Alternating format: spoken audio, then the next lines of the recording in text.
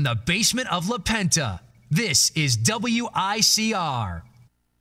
Welcome back to the Sports Vault. Jersey Joe back in action, and right now, true to my word, it is finally time to talk Manchester City. I think when you look at the Premier League, there's just no other way to cut it. Manchester City is far and above everyone else. The start that they've had to the season is, nothing short of brilliant, and you look at everything they've done. 4 wins out of a possible 4 matches they've played, no goals conceded, and I think it's just a general attitude of just brilliance for Manchester City Football Club. Now, Kevin De Bruyne is coming in, your newest player, another phenomenal player. Raheem Sterling scores his first goal of the season. I just think when you look at everything for Manchester City right now, all the parts are in such harmonious sync that they just look unstoppable right now.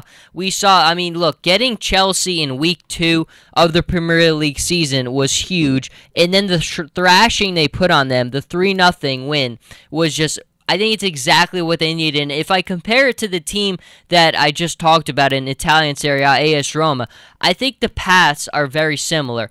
Roma beating the huge juggernaut in Juventus, the champions the year before, setting up what they need for a successful title campaign. I think the same was with Manchester City. Now, they did come out incredibly impressive in their home day, in their first win of the season. But I think then they beat Chelsea 3-0. After that, more confidence.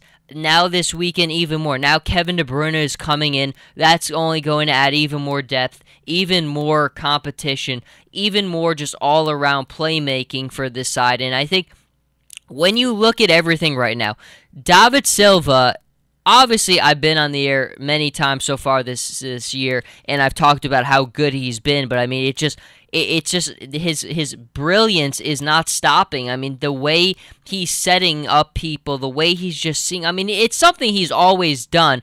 And I think people are now, because of the hot start Manchester City's gotten off to, have really started to take notice, maybe more than before. But, him and Sterling, the way that they're playing off of each other. We saw in the first couple matches, Raheem Sterling was getting closer and closer to getting that first goal. And then, bam, the second half of that match starts, and Man City's up 1-0. I think that was huge for his confidence. And clearly, Raheem Sterling has been playing, even without the goals, I think he's been playing with a ton of confidence because his speed and touch on the ball, especially regaining possession of the ball. We basically saw Manchester City. I don't think I've seen a team dominate possession more heavily than that I've seen all season so far in the 4 weeks of the Premier League. They basically held on to that ball the entire match, and they just controlled every aspect of it. Now, obviously, you have a break now, and then they're back against Crystal Palace. As Man City continues to rise, you look behind them, and the champions of last season are in quite a difficult situation. Already 2 losses on the year, one obviously being to City, and then this weekend losing to Crystal Palace. And then we had Manchester United also lose to Swansea City. Arsenal has won, but again, I don't think Arsenal has shown that extreme confidence that you're looking for. Man City, again, they haven't conceded a goal yet. I think the depth that they have, and even more demoralizing to the rest of the Premier League, I think, is when you look at you're already 4-0, you haven't conceded any goals, you spent the most money in Premier League history to bring in Raheem Sterling, and now you pay another $54 million for the transfer fee for Kevin De Bruyne. I think adding him sends another message to the Premier League that Man City has no intention of slowing down. Yaya Toure, again, is another big part. I really thought last season, once he came back from the African Cup of Nations, that was going to restabilize their title push. But that never really happened, and I think that whole African Cup of Nations thing kind of made him out of whack, and I think he's back, he's refocused, and I think there was a lot of doubters last season about his ability, and I think that really got to him, and we're seeing the supreme confidence he's played with so far.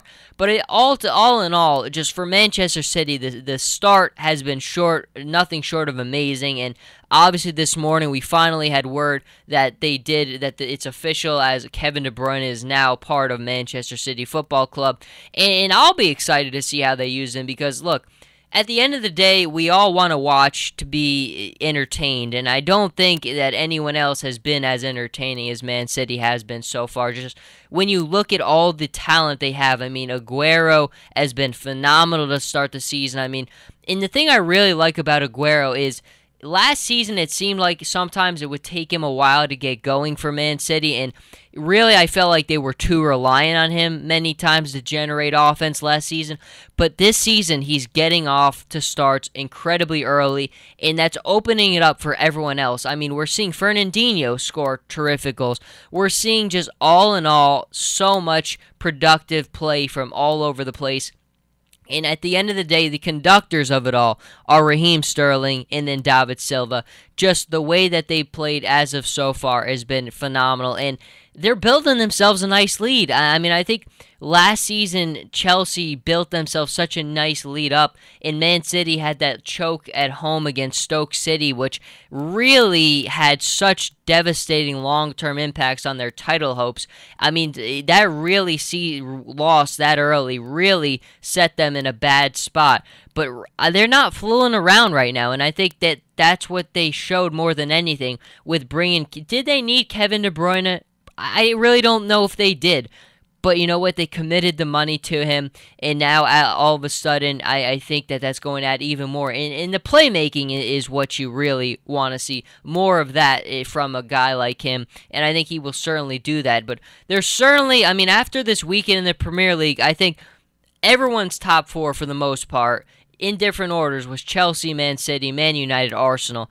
And I think if you had to kind of circle the status of all four of those clubs after these first 4 weeks, I don't think that there's anywhere near the level of confidence as there is in Man City right now. Certainly after Man United and Chelsea have lost this past weekend, especially with all the players that Man United brought in, the fact that they still haven't looked that crisp, aside from the Champions League game, the hat-trick for Wayne Rooney, I don't think that he has shown a ton so far. In Arsenal, I think all people keep talking about is, are they going to add another striker? What's going to happen with that? So a lot of questions for the other three, while Man City continues to answer all the questions and more for us. But it's been an incredible start to the Premier League season, and certainly for Manchester City it has been as well. But that is going to do it for this segment. Started off with the AS Roma, going now with the Manchester City, finishing it off for the night, that we'll be back in studio tomorrow to break it all down. Once again, though, for everyone having a phenomenal night, and we will be back bright and early tomorrow.